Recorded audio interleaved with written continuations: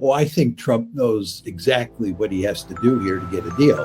And he has to basically go back to some form of the JCPOA, the agreement that he walked away from.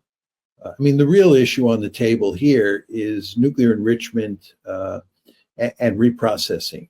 The Iranians have an enrichment and reprocessing capability, and indeed they're enriching uranium up to 60%. And from an Israeli point of view and from an American point of view, this is unacceptable.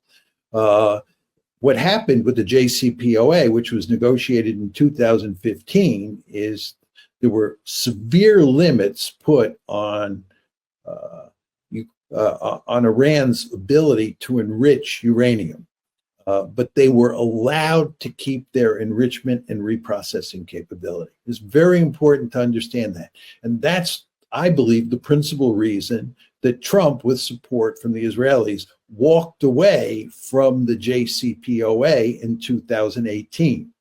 So the question here is whether Trump is going to backtrack and allow Iran to keep its enrichment and reprocessing capability. That's the issue, and that's the question he was asked.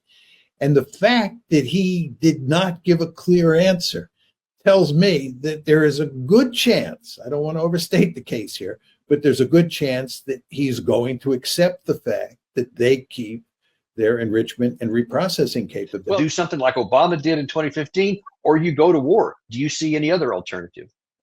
Well, the other alternative is he can just maintain the status quo, which is you don't bomb Iran. And yeah, but see, he said it's one or the other. So that's a third one that he didn't say. So how would he walk out of that one? Danny, this guy says something different every day. All right, good point. Come on, it would be no problem for him to just change his tune tomorrow. Well, and that's why we don't want to put too much stock in what he said today, because it could be the case that after you and I get off the air and we look at what's on the news sites, we discover that he contradicted what we just said or what he said previously.